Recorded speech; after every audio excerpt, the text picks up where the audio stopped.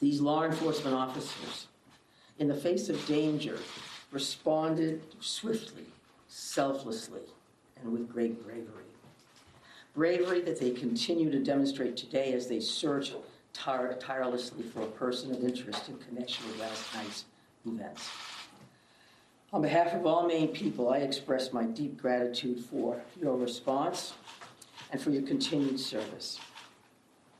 I also do so for Maine's hospitals and other medical emergency responders.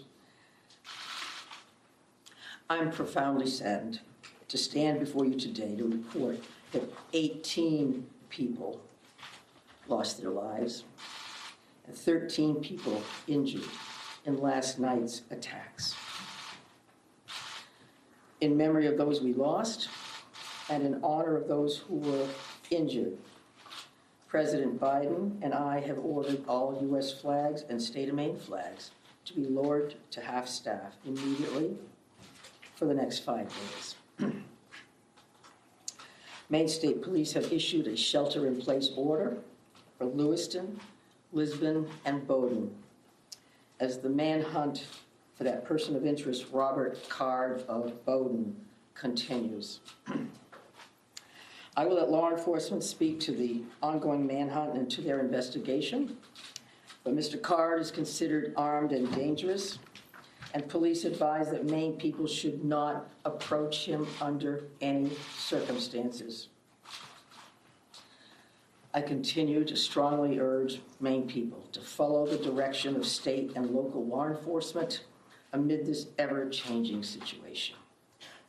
Please, if you see anything suspicious, please call 911.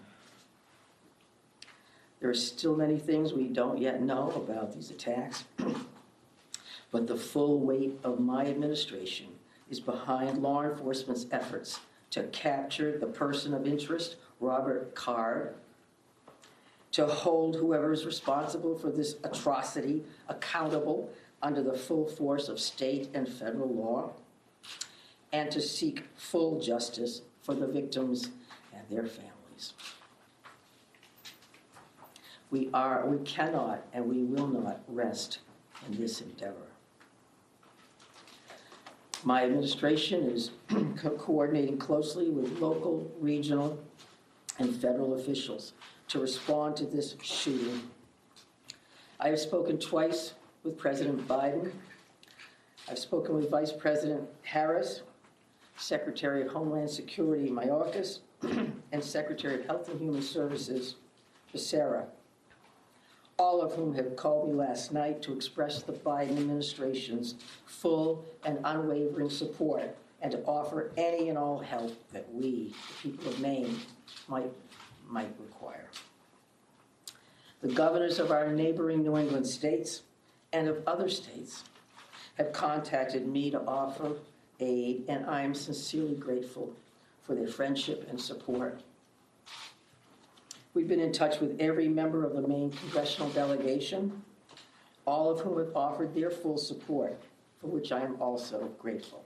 I also spoke with Mayor Carl Chalene and Auburn Mayor Jason Levesque last night to reiterate that we are standing by them and that we are ready to provide any help people in these communities need and to deploy all available state resources, including grief counselors and other mental health services. We need to help our communities heal. If you or a person you love needs someone to talk to during this difficult time, please call or text 988 for free and confidential counseling. 988. Look, Lewiston is a special place. It's a close-knit community with a long history of hard work, of persistence, of faith, of opening its big heart to people everywhere. Lewiston is where I worked for years. It's where I met and married my husband and where our girls went to school. I love this place just as I love our whole state with my entire heart. I'm so deeply saddened, as is every one of the 1.3 million people of this beautiful state. This city did not deserve this terrible assault on its citizens, on its peace of mind, on its sense of security. No city does, no state, no people. No words can truly or fully measure the grief of Maine people today. Our small state of just 1.3 million people has long been known as one of the safest states in the nation. This attack strikes at the very heart of who we are and the values we hold dear for this precious place we call home. All Maine people are sharing in the sorrow of the families who lost loved ones last night. Loved ones, normal people who were killed or injured while unwinding from a day of work or while spending time with their family and friends, socializing. So on behalf of the 1.3 million people of the whole state of Maine, I hold these families and this city in my heart today. I know that the people of Lewiston are enduring immeasurable pain. I wish I could take that pain off your hearts, off your shoulders, but I promise you this, we will all help you carry that grief. I ask Maine people to join me in offering our comfort to the families and friends who have lost someone, and in offering our prayers for swift recovery for those who are healing in Maine's hospitals today. This is a dark day for Maine. I know it's hard for us to think about healing when our hearts are broken. But I want every person in Maine to know that we will heal together. We are strong, we are resilient, we are a very caring people. In the days and weeks ahead, we will need to lean on those qualities more than ever before. As we move forward, struggling as we may, let us wrap our arms around one another, offer comfort and solace and love. I know the Maine State Police will continue to release information to the public as we confirm it, and information about any steps that the public might take to support the people of Lewiston at this time. May God bless the people of Lewiston and bless the memories of those we've lost. Thank you. I'm going to turn it over to Commissioner Sasha. Thank you very much, Governor. We certainly appreciate your support. The city of Lewiston does, the state of Maine, and certainly our first responders. We feel that love every day, and thank you very much for that. I would also say that we want to say thank you to really a large number of other elected officials across our state, whether that's the federal delegation, local elected officials, and many others that are part of organizations or law enforcement agencies that truly wanted to join us today at this particular press event and wanted to speak on behalf of their communities. And as the governor had mentioned, and everybody else will reiterate, our reality for today is that this suspect is still at large. And we want to provide community support for the victims, for the families, and the communities across the state. But we also have an incredibly strong laser-like focus on bringing this suspect into custody and ultimately to justice. So because of that mission for this particular event and today's activities, we're keeping the list of speakers and the agenda pretty tight. And that will include next up at the podium would be Chief Dave St. Pierre from the city of Lewiston, and some other members of his command staff are present. What I will say to the city of Lewiston, and you know this because you feel it every day, but you're lucky to have a chief like Chief St. Pierre and his entire law enforcement agency. From every level, those officers put their heart and their soul on the line on behalf of their community last night and into today. And they're doing it for the right reasons. They do it because they care. So the city of Lewiston and truly our co-responder family across the state of Maine is lucky to have Dave and his team in the mix with us. And we're also going to hear from Colonel William Ross from the Maine State Police. And Bill will highlight some of the timeline things that you're probably concerned about and certainly interested in from a story perspective. So the Colonel will come up and speak to that. And we'll also have Jody Cohen. And Jody is the special agent in charge for the FBI out of the Boston field office. And Jody will highlight some of those federal partnerships and some of the things that our federal partners are bringing to the table, bringing to bear to help us with this investigation. We also have a bunch of people here. Once you start naming people, you're going to have a problem because you're going to forget somebody or screw something up. But I would also tell you that a couple of our other federal partners are here. Kevin Neal, he was the U.S. Marshal for the District of Maine. We also have James Ferguson, and Jim is the special agent in charge from the ATF for the Boston Field Division. They are heavily invested with staff along with the FBI, and we can't thank them enough for all that they're doing on behalf of our state. I would also tell you that we are going to close with a brief Q&A, and we're going to try to get some of those questions out there. We appreciate your time, your patience, your professionalism, your partnership at getting this information out. I would think that those questions are going to be brief because, again, we do have a suspect at large. And while you can help us with that, we also need to get back to our teams to push forward on that. So with that in mind, I will be back up to the podium to kind of steer that a little bit. But for starters, I would like Chief St. Pierre to join us. Thank you. Thank you, Director Sawchuk, and welcome media partners, and thank you, Governor Mills, for those kind words. I'm going to keep this short. What I would like the very most is to express our deepest sympathies to the families and friends of the victims of this heinous crime. This is truly a tragedy that goes beyond comprehension.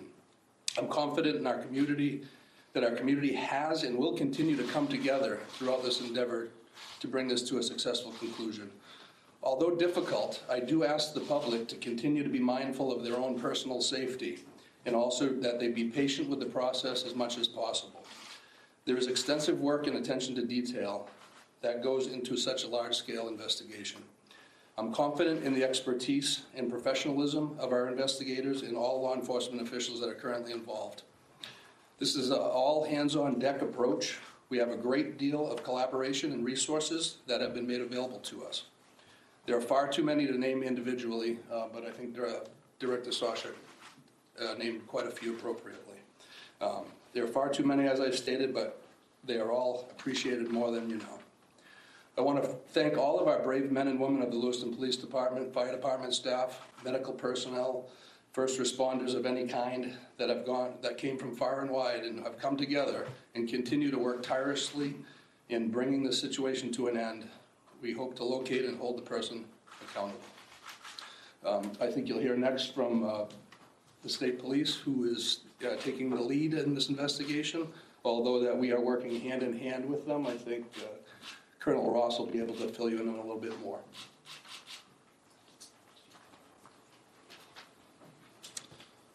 Thank you, Chief. First and foremost, this is an ongoing homicide investigation and search for the person that is responsible for it. We're in the early stages of this investigation, and I just want to let you know we will have updates. We'll be putting some type of a schedule out later on. But again, early stages of a homicide investigation, we want to be careful that we're doing things correctly. We don't want to get ahead of ourselves. I'm going to give you a bit of a timeline here to kind of fill in some of the blanks and give you some of the facts as we know them right now. A lot of this information will then be transferred to the Attorney General's office, as they will be the lead prosecutor, again, in any homicide investigation. Last night, October 25th at approximately 6:56 p.m., the Auburn Communications Center received a 911 call of a male shooting in Just-in-Time, or the Spare Time Recreation Center in the town of Lewiston, located at 24 Mollison Way in Lewiston. Shortly after that, at about 7:08 p.m., the Communications Center received multiple 911 calls about an active shooter inside of a Schmenge's Billiards at 553 Lincoln Street in the town of Lewiston. A large law enforcement response from multiple surrounding agencies assisted the Lewiston Police Department in trying to identify who this individual was and what was happening. As you can imagine, this was a very fast-paced, fast-moving, very fluid scene, very dangerous scene that these guys and girls were going into. 18 people are now deceased at this time. The victims at the just-in-time establishment, 7 people are deceased there, 1 female and 6 males, all from an apparent gunshot wound. Victims at the Schmegley's Billiards, 8 are deceased. 7 males inside the establishment, 1 male outside of the establishment.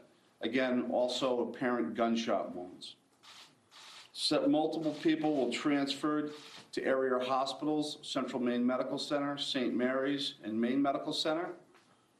3 people that were transferred to those hospitals are deceased, for a total of 18 people deceased at this time. The investigation into the person responsible for this identified a vehicle located at the Pajebscott boat landing in Lisbon. That person, through the registration of that vehicle, was identified, it's been stated earlier, as a Robert Card, born in 1983. Several of the deceased have been identified, and their families, next of kin, have been notified. Approximately 8 people at this point have been identified. 10 people, 10 of these victims, still need to be identified at this time. Currently, there is an arrest warrant for 8 counts of murder for Mr. Card. And the reason it's 8 counts because 10 people have not yet been identified. As those people are identified, the counts will probably go to the total of 18. He should be considered armed and dangerous. Based on our investigation, we believe this is someone that should not be approached. This is someone that should be, if you come into any contact with this individual or someone that you think looks like this individual, you were to call 911, and I'll provide some tip line numbers at the conclusion of my briefing.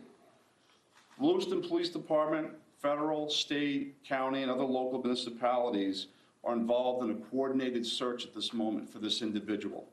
So there's the ongoing investigation and there's a search to apprehend this person. Both happen simultaneously.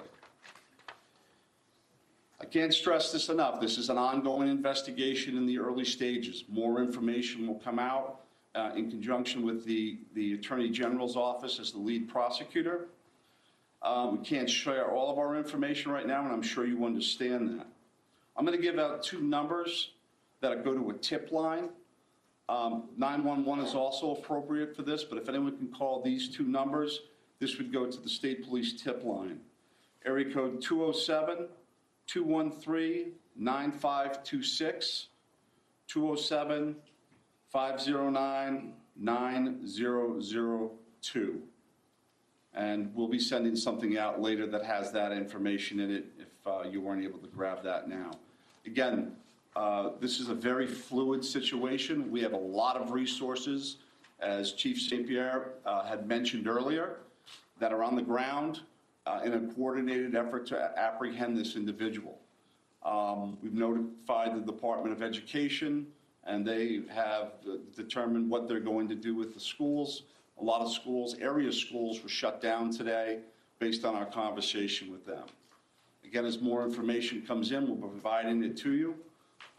Thank you for your time. This is a very difficult time for, I think, the community of Lewiston, difficult time for obviously the victims' families, and it's a tough time for law enforcement. It was a rough night last night, but we're committed to bringing whoever's responsible this to justice.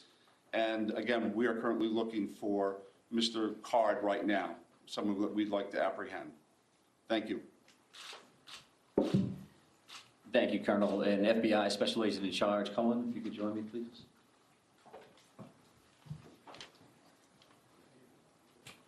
Thank you.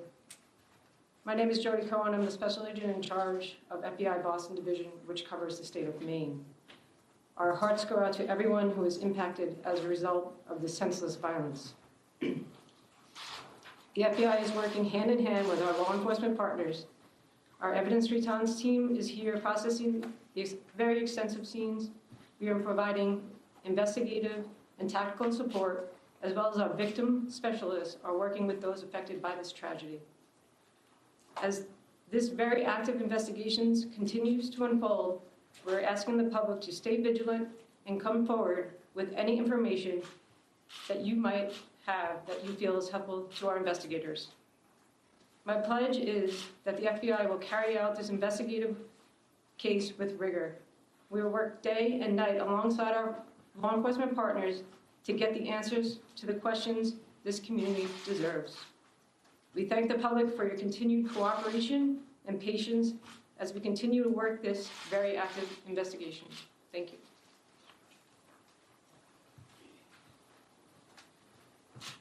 Appreciate that. And I would say that the reality here from a resource standpoint is that when we've asked for anything, the answer's been yes, period. Tactical teams, evidence response teams, full-blown investigative units, detective units that have come from multiple states, whether it's the commissioners from Vermont and New Hampshire reaching out to me directly, Massachusetts saying, what do you need, Mike? What can we do for the state of Maine? So we are now prepared to try to take a few questions and keep in mind, again, that we may not be able to answer as in-depth as you would like, and we don't plan on taking a great deal of questions. I think follow-up press events will allow for that. Sir?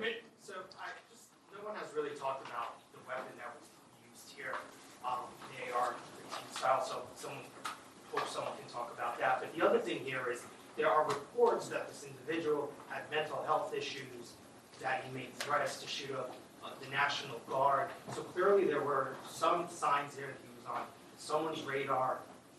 The question becomes, why was he in possession of this weapon? And certainly, why wasn't he stopped sooner? Yeah, I think those are all valid questions, and certainly questions that we are looking into now, but not questions that we can answer today.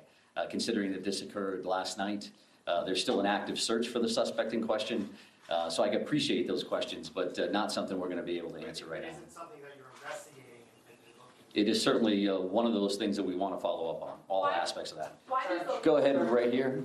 Yes. Give us a sense of the ages of who has died, how many are under 18 and how many are over 18? I'm not sure we have that information with us today.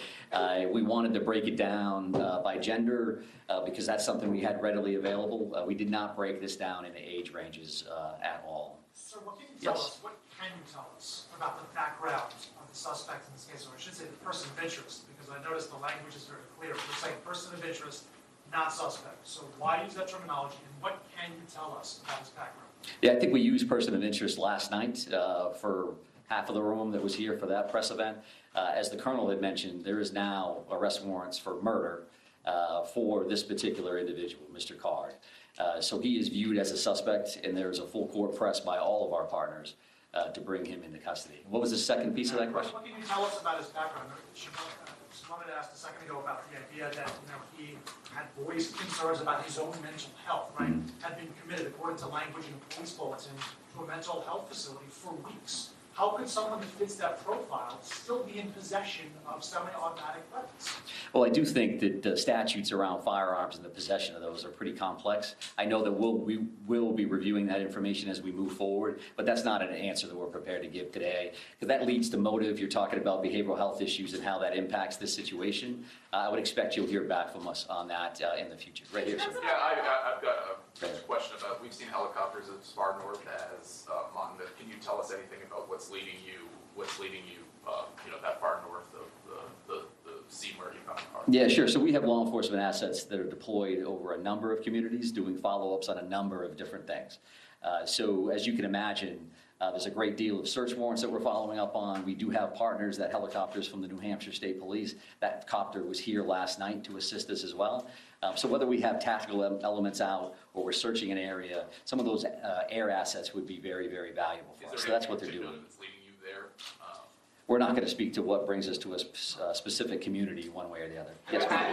Right Right here. Identifying the unidentified victims, what are people do? Is there DNA being, tested from family members who may have missing loved ones? Like, what's that approved right now? Yeah, so we did have a family reunification center open last night. We do have behavioral health liaisons that are fully engaged to work with families and work with loved ones and work with victims, for that matter, that may be in the hospital and seeking treatment. So those things are actively occurring. We are dealing with each one of those situations separately. So do we need DNA on that? Are we just waiting to find a loved one, some kind of family member that we can make a notification? I think that varies across the board. I'm going to take two more questions. I'm going to take two more. Right here. Yes, was there some sort of triggering event? Is that something that you're investigating? I think we're always concerned around motive. That you say triggering event, that's a motive for us. Again, that's not something we're prepared to discuss today, but I do appreciate the question. It's clearly something that's important. One additional follow-up from you. Can you help us understand why these locations, why this bar, why this bowling alley? Was he looking for someone? Was he looking for something? I think that does speak to motive, so I appreciate the follow-up, but not something we're going to be prepared to answer today. I'm going to have one more question right here, sir.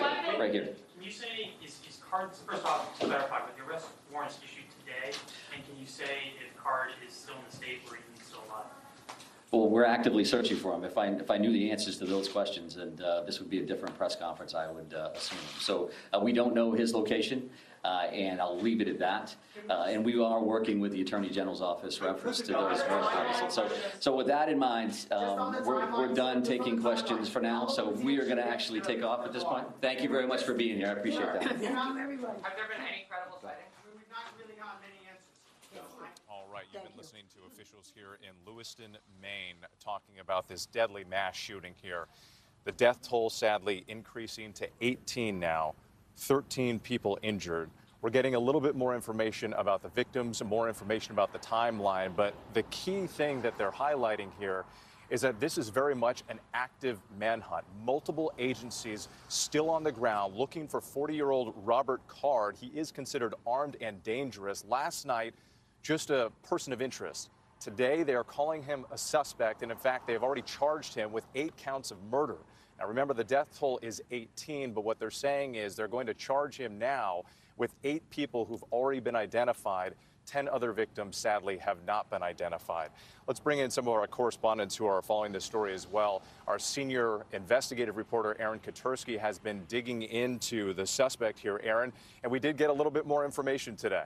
We did. The authorities said they are looking into prior mental health issues as they search for Robert Card and try to understand why he allegedly committed these murders with a high-powered rifle that he had access to. We understand that for 2 weeks this past summer, Card had checked himself into a mental health facility. He had been reporting seeing visions in his head and hearing voices in his head. And also there were threats that he apparently made to shoot up a National Guard base in Saco, Maine. The authorities didn't specify those things, but they did say mental health issues are now being explored, even as one of the police officials put it, this is an all-hands-on-deck approach to try to locate Robert Card before he can cause any more carnage with. And Aaron, as you were speaking there, just to note to our viewers, they've been seeing these surveillance videos or surveillance images of the suspect. This was as he was walking into that bowling alley. There was a children's event that was taking place here. Witnesses telling us it was absolute horror. Parents were jumping on their kids, trying to shield them from the bullets. We don't have a ton of information about the ages of the victims, but we are getting a little bit more on the timeline and who at least some of these victims are. Let's bring in our Trevor Ault, who is at a hospital here in Lewiston, Maine. Trevor? Yeah, so when overnight, in the midst of all this chaos, we actually couldn't get a clear answer from the hospitals as to how many people they were treating. And we know now from officials, as we've mentioned over and over, 18 people killed and 13 people injured, more than 30 total victims. And it speaks to the scope of this massacre, the fact that still now, almost 17 hours after those first shots were fired, more than half of the victims who have been killed have not yet been identified.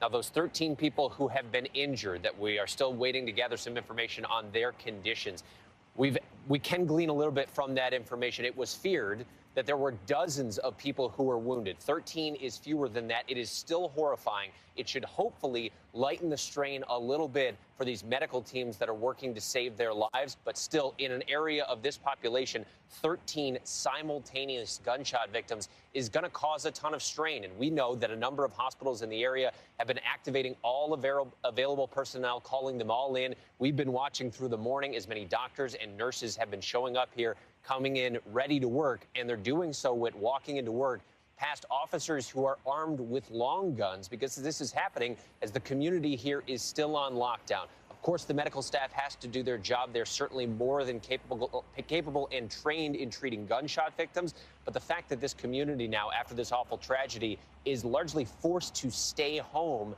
when they have to grieve is unimaginable in the midst of an already unimaginable tragedy. Yeah, this tight-knit community, people not even having the opportunity to grieve when they're gripped by fear. Businesses closed, schools closed, people told to stay inside and lock their doors. I do want to bring back Aaron Kotursky again, because, Aaron, we are getting more information about the timeline, and also, as Trevor pointed out there, a bit more information about some of the victims, too. The first shots were fired just before 7 p.m. 6:56 p.m. was when the first 911 call came in to the police for a shooting at the bowling alley there where you are, Whit. And it was at that bowling alley where 7 people were shot and killed, 6 males, 1 female. From there, the shooting took place at a pool hall and bar where 8 people were shot and killed, 7 men inside, 7 males inside that bar, 1 male outside. So you do get a sense that this shooting had multiple scenes and multiple movements from the alleged gunman, Robert Card. 3 victims who were shot in some of these locations died at the hospital, according to police, and they are now working to identify all of them. And again, authorities still looking for the suspect, Robert Card, where they did find his vehicle last night in a different part of town, a white Subaru hatchback that was left with the door open and the lights on, but they have not been able to track him down. I do want to bring in our Chief Justice correspondent, Pierre Thomas, because, Pierre, you've been digging into the big picture a little more here. And this is shaping up to be the deadliest mass shooting so far of 2023. It is the worst mass shooting since the Uvalde massacre involving those children last year, Whit. And law enforcement officials are emphasizing that this man is extremely dangerous. You notice, Whit, during the press conference, they emphasized, do not approach this man. And the reason is because of the information they have that we reviewed from law enforcement officials regarding his mental health status. A person who is highly trained in firearms, a firearms instructor, according to our sources, a person who, as Aaron pointed out, had mental health crises that had been reported. And Whit, the main thing right now that sources are telling me, the reason why you have the FBI, U.S. Marshals, and ATF involved is they need to try to pin this person in to make sure they do not get outside of that region with. And right now, law enforcement officials say this comes amid a massive increase in the number of mass shootings. We used to average less than 400 in 2019. Ever since then, we've averaged no fewer than 600 mass shootings per year. So far this year, over 500 mass shootings, 601 people killed, 2,300 people injured with. Just staggering numbers. And the governor today, Janet Mills, pointing out, she said to the people who live here, this tight-knit community, she said, I wish I could take that pain off your hearts, off your souls. She said, this attack strikes at who we are in this precious place we call home. Our thanks to our entire team here. We're going to have much more coverage throughout the day on ABC News, on abcnews.com. You can get breaking news alerts on the ABC News app, and we're streaming all day long on ABC News Live. And David Muir will be right back here tonight for a special edition of World News Tonight on the Scene. For now, I'm Whit Johnson. Have a great day. This has been a special report from ABC News.